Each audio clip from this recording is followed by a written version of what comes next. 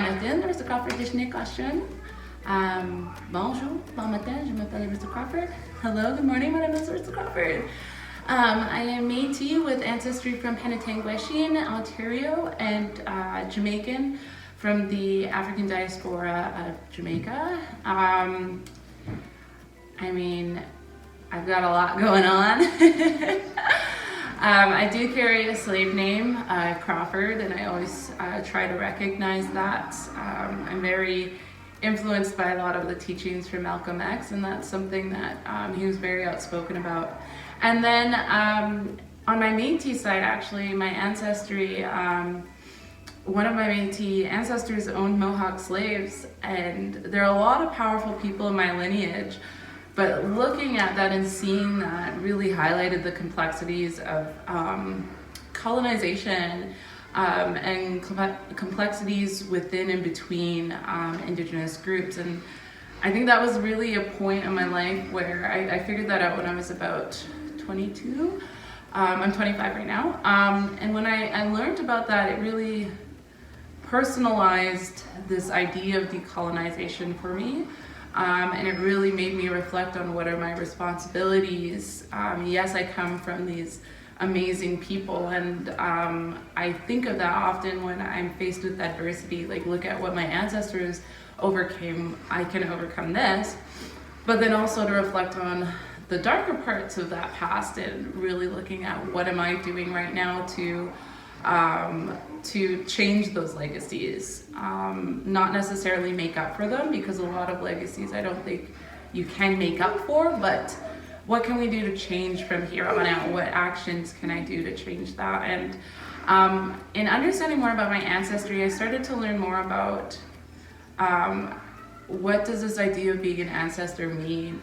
And looking and learning about what were the actions and inactions of my ancestors and how did that impact me now? How did that impact the world and society that we live in? Really helped me start to understand what are the actions that I'm taking, what are the inactions that I have, and what are those impacts going to be on future generations and on present generations, really. And I think that learning journey really brought me to Future Ancestry Services and really brought me to wanting to start an organization that really brought those teachings into institutional spaces, into spaces where there's this need for transforming how we operate, how we think, how we engage with other people. And in my learning journey, I've really actively seeked out teachings about ancestry through my research, through different work, through engaging with different communities, and through really talking about this with a lot of different elders, and getting direction about how I should be understanding, how I can be understanding what does future ancestry mean, what does it mean to be accountable to the actions of your ancestors.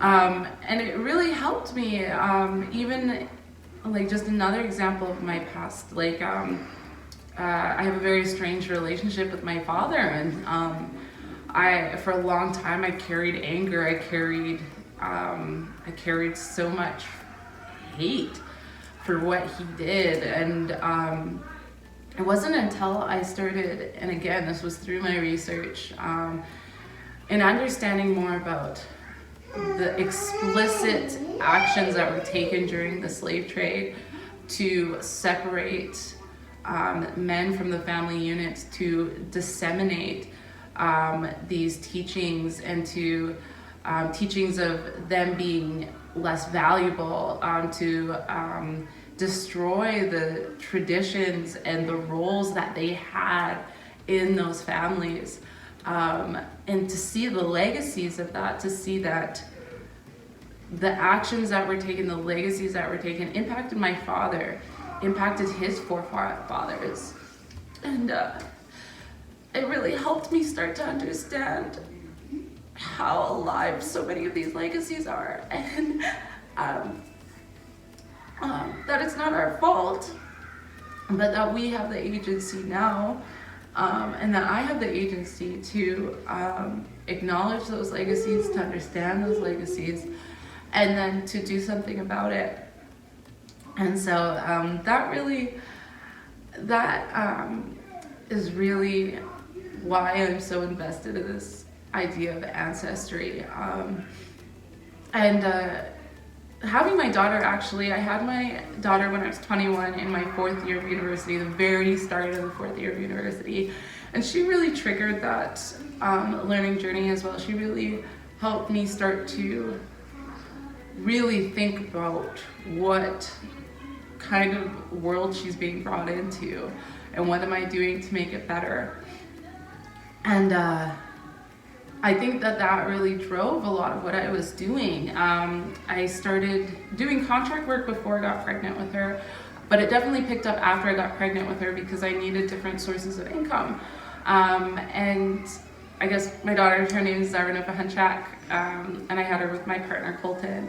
And so yeah, like I needed another source of income, so I was doing contract work during my undergraduate degree, picked up after I had her. And then after I graduated, I recognized I can't go contract full-time. Like I need to build my experience, I need to build my knowledge, and I'm not ready to start an organization yet. So I went into full-time work. So I worked for the Ontario Ministry of Energy, Northern Development and Mines as an Indigenous policy advisor, like 2 weeks after graduation. And that was really eye-opening in terms of how racist attitudes and racial bias can directly impact policy and how it's made and what is considered and what is not.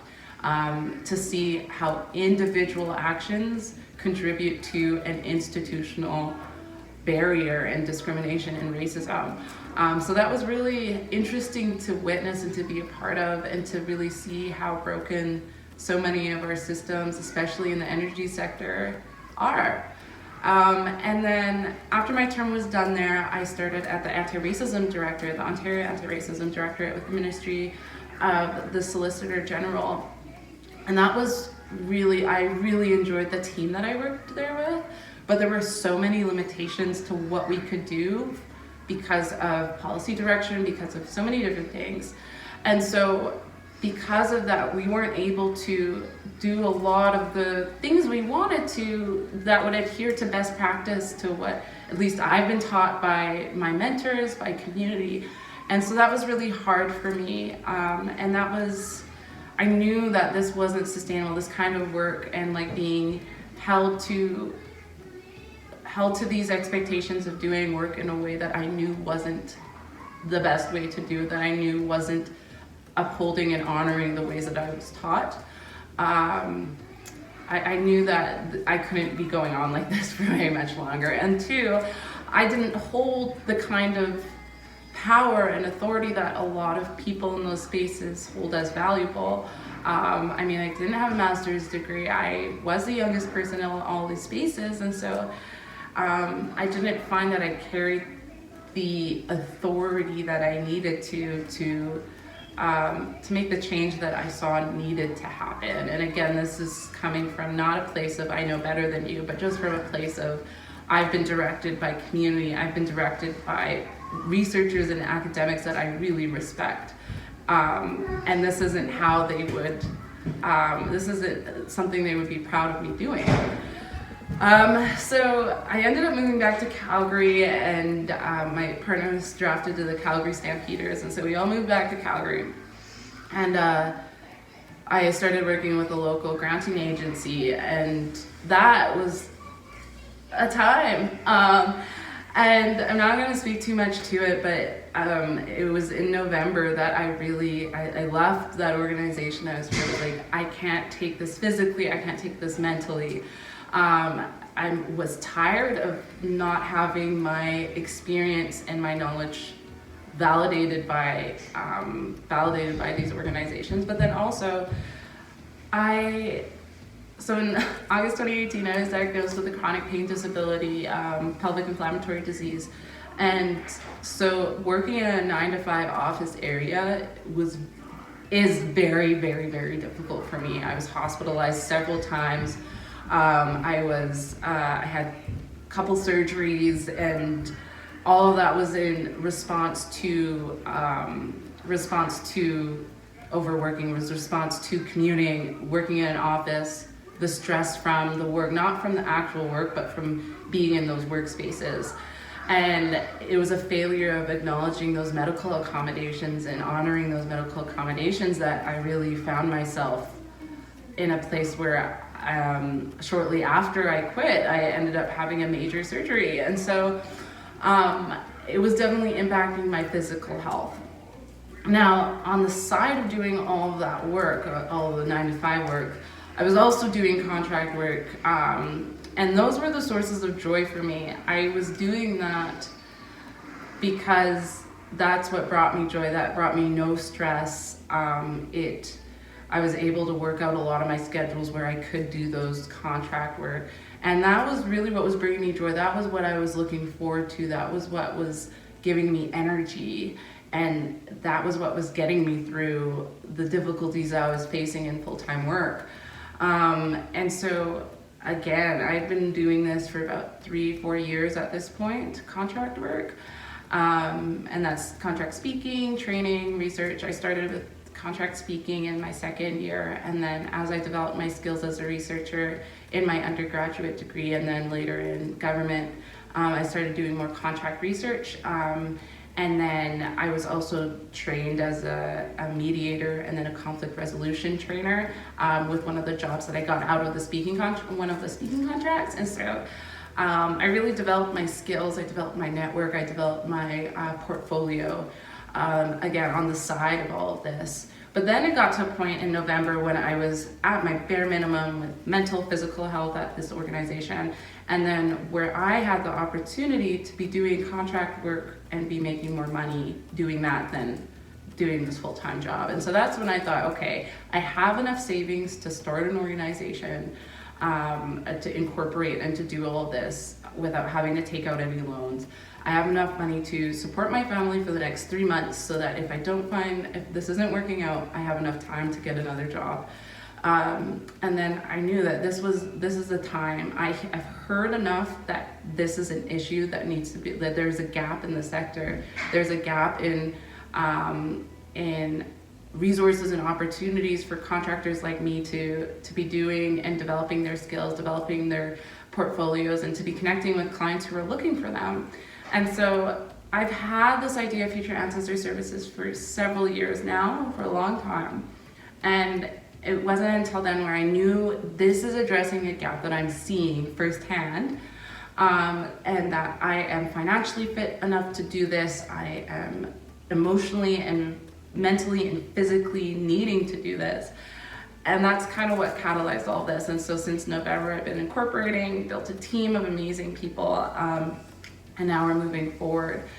And again, my main goal was to start bringing these teachings of ancestry and these teachings of traditional knowledge and into institutional spaces, because what I saw from my journey of working in these organizations was that there wasn't space to talk about that in a way that would have influenced our work outcomes. There wasn't a way to bring in traditional knowledge, whether that was in the workspace or in the actual work outputs. And so I really wanted to make sure that that was what we did in our organization, but that what we helped other organizations do.